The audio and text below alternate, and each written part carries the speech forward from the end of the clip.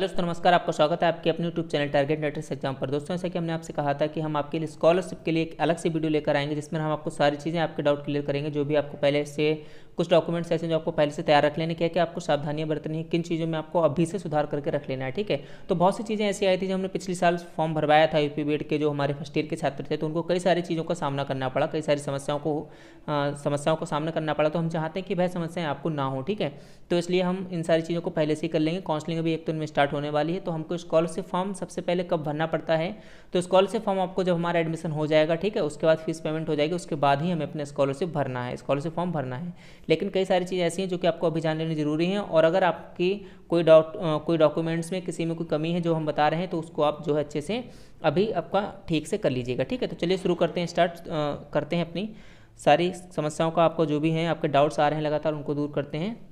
तो सबसे पहले चीज़ देखिए आपको जो बतानी कि आपका आधार कार्ड। देखिए आपको सारी चीज़ें बस सुनते जाना, कुछ दिखाने के लिए इसमें नया नहीं है, तो ध्यान से आप एक एक चीज़ को सुनते जाइएगा। ठीक है, तो देखिए सबसे पहले आधार कार्ड। आधार कार्ड पर जो आपका नाम है, ठीक है, जो आपका आधार कार्ड पर नाम है, पता है, जो भी डिटेल्स है, तो वह आपका जो हाई स्कूल की मार्कशीट है सेम वही आपका नाम होना चाहिए। ठीक है, मतलब आपका जो नाम है, आपका नाम, आपके माता पिता का नाम, ठीक है, तो वह आपका और डेट ऑफ बर्थ सबसे बड़ी चीज़। तो ये सारी चीज़ें आपके आधार कार्ड से मैच करनी चाहिए। मतलब अगर आपके आधार कार्ड में कोई भी चीज़ ऊपर नीचे, मतलब आपका नाम ठीक नहीं है, आपकी डेट ऑफ बर्थ गलत है, कुछ भी है, तो आप उसको हाई स्कूल के आधार पर उसको आप अपडेट करा लीजिए। ठीक है, ये पिछली बार कई लोगों को दिक्कत आई थी, और आधार कार्ड इसमें बहुत ही मायने रखता है। आधार कार्ड से संबंधित आज मैं आपको 2-3 बातें बताने वाला हूँ जो आपको बहुत ज़रूरी हैं, और उसमें आप करेक्शन करा लीजिए, क्योंकि अभी आपके पास टाइम है। उस टाइम आपके पास क्या होता है, टाइम नहीं होता, और जल्दबाजी में चीज़ें गलत हो जाती हैं। और पिछली बार कई सारे लोगों की स्कॉलरशिप आई थी जिनको हमने फॉर्म फिल करवाया था, उनके सभी की स्कॉलरशिप आई, आपको पूरा प्रूफ भी दिखाएंगे। तो आप लोगों को साथ बने रहिएगा। पिछली बार हमने 3-4 वीडियो में सारा स्कॉलरशिप का खत्म कर दिया था, इस बार हम 3-4 वीडियो में आपका पूरा स्टेप बाय स्टेप आपको बताएंगे कैसे भरना है। खुद आप मोबाइल से भर सकेंगे, तो आप बस साथ बने रहिएगा, आपको चीज़ें लगातार यहाँ पर बताई जाएंगी। आधार कार्ड में सबसे पहली चीज़ आपका नाम, पता और पेरेंट्स का अपने नाम, उनको सब आपका क्या होना चाहिए, सेम होना चाहिए। ठीक है, ये चीज़ आपको चेक कर लेनी। दूसरी बात, आधार कार्ड पर मोबाइल नंबर आपका कौन सा लगा है, ये आपको अच्छी तरह से पता होना चाहिए। हमें अपने स्कॉलरशिप फॉर्म में वही मोबाइल नंबर डालना होता है जो कि आपके आधार कार्ड में पड़ा हुआ है। तो जो आपके आधार कार्ड में मोबाइल नंबर लगा हुआ है उसको आप लगातार चालू रखिएगा। ठीक है, रिचार्ज वगैरह नहीं तो उसमें रिचार्ज कराइएगा, या फिर किसी का मोबाइल नंबर खो गया है या नहीं पता है तो आप उसको पता करिएगा। ठीक है, अपने आधार कार्ड को डाउनलोड करिएगा, तो उसमें आपके मोबाइल नंबर पर ओटीपी जाएगा, तो आपको पता लग जाएगा कि आपका ओटीपी कौन से मोबाइल नंबर पर गया है। अगर आपका अपना मतलब उसमें मोबाइल नंबर किसी और का लगा हो तो आप उसमें अपना मोबाइल नंबर अपडेट करा लीजिए, अभी आपके पास टाइम है।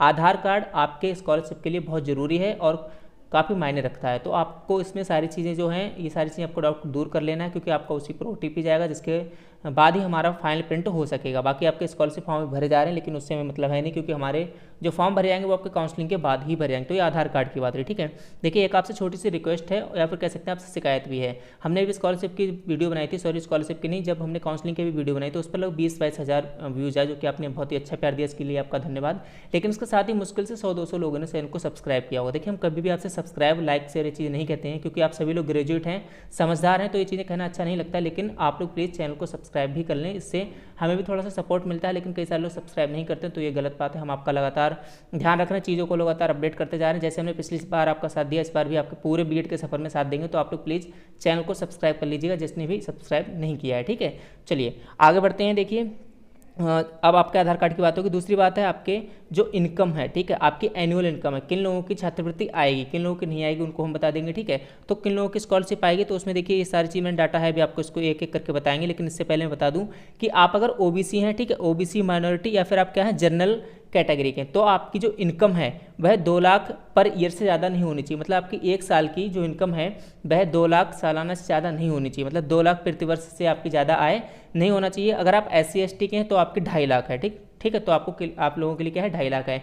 तो इस टाइम जो ओबीसी के हैं, माइनॉरिटी हैं, और आप जनरल कैटेगरी से अगर हैं, तो आपके भैया 2 लाख से इनकम ज़्यादा नहीं होना चाहिए। ये चीज़ें आपको ध्यान में रखनी है। ठीक है, तो उन्हीं लोगों की स्कॉलरशिप आएगी। अगर आपकी इनकम से ज़्यादा है, तो आपके मतलब पेरेंट्स की इनकम होती है, हमारे पिताजी की, तो उनका इनकम बनता है, आय सर्टिफिकेट आप लोगों का नहीं बनता। तो उनके आय सर्टिफिकेट में आप चेक कर लीजिए, अगर इससे ज़्यादा की आय है वार्षिक, तो फिर आपकी क्या है कि स्कॉलरशिप नहीं आएगी, तो आपको फॉर्म से कोई मतलब नहीं है। बाकी जिनके गवर्नमेंट सर्विस में है पापा जी, पेरेंट्स, तो उनको भी क्या है कि आपका जो है स्कॉलरशिप नहीं आएगी, तो आप लोगों को इससे कोई चिंता है नहीं। ओके, ठीक है, तो ये बात होगी कि आपकी किन की आएगी। बाकी देखिए इनकम सर्टिफिकेट मतलब आय और जाति, ठीक है। जनरल है तो उनमें कास्ट सर्टिफिकेट लगता नहीं है। जनरल कैटेगरी के जो लोग हैं उनको जाति नहीं बनवानी है।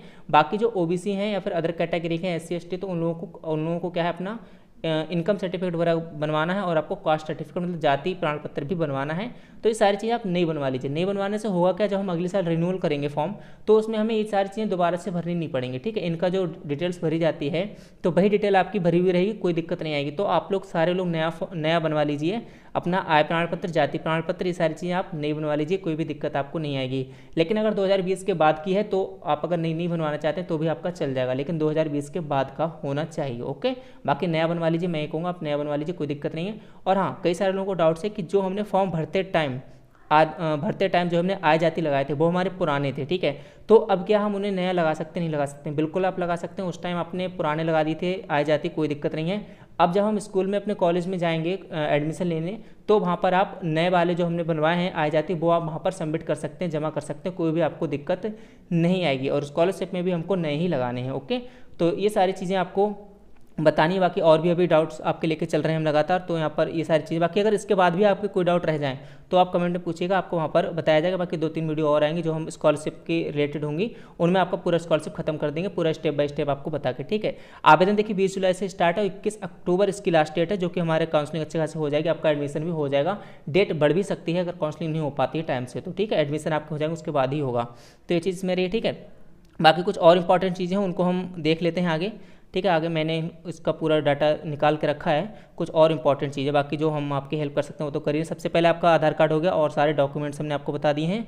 बाकी उसमें देखिए नॉन रिफंडेबल एक शुल्क होता है जो कि हमें अपने कॉलेज से ही पता लगता, तो वो जब कॉलेज हमारा एडमिशन हो जाएगा उसके बाद ही पता लगेगा, तो वो हमको इसमें भरना रहेगा। बाकी देखिए इसमें लिखा है कि हाई स्कूल में आपका जो डिटेल्स है भाई आपके आधार कार्ड में भी होनी चाहिए, जैसा कि मैंने आपको अभी कहा ही था। और आपका मोबाइल नंबर वो भी आपका आधार नंबर जो आधार कार्ड में लगा हुआ है वह आपका मोबाइल नंबर इसमें भरा जाएगा स्कॉलरशिप के फॉर्म में। तो ये सारी चीज़ें आपको जब रजिस्ट्रेशन हम करेंगे तो उसमें ध्यान रखनी है। बाकी कैसे रजिस्ट्रेशन करना है ये सारी चीज़ें हम आपको स्टेप बाय स्टेप बताएंगे, कोई दिक्कत नहीं है।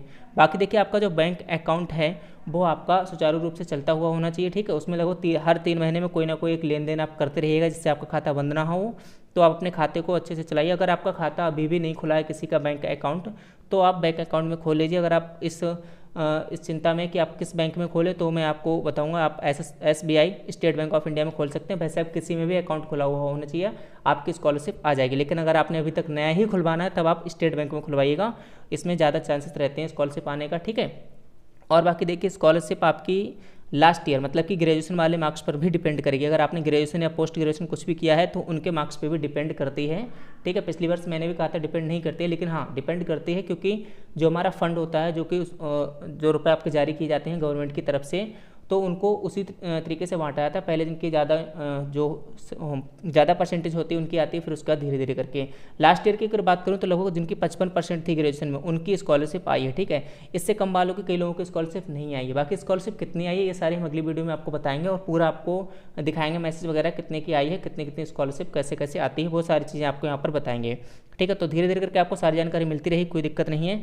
बाकी इसमें इतनी ही चीज़ें जो मैंने आपको बताया, सबसे बड़ी चीज़ आधार कार्ड, ये सारी चीज़ें आपको ठीक करके रख लेनी है। बाकी कुछ भी अगर नया होगा, जैसे अगर कोई नया इंस्ट्रक्शंस आता है तो हम आपको बता देंगे। बाकी इसमें कुछ नया है नहीं, इतनी चीज़ें आप लोग अपनी कलेक्ट करके जो है अच्छे से रखिएगा। बाकी जैसे आपकी काउंसलिंग होती है, जो भी ऑफिशियल न्यूज़ आएगी तभी आपको यहाँ पर वीडियो मिलेगी, कभी भी यहाँ पर फेक वीडियो या फेक न्यूज़ आपको नहीं मिलेगी, क्योंकि हमारा सीधा सा मोटिव है आपकी हेल्प करना। तो फालतू चीज़ों से वैसे हमें कोई भी मतलब है नहीं। टेलीग्राम ग्रुप ज्वाइन करिएगा, वहाँ पर हम सारी चीज़ें आपको अपडेट करते रहते हैं। बाई चांस अगर यूट्यूब पर नहीं भी कर पाते हैं तो टेलीग्राम पर आपको तुरंत अपडेट मिलता रहेगा, ओके।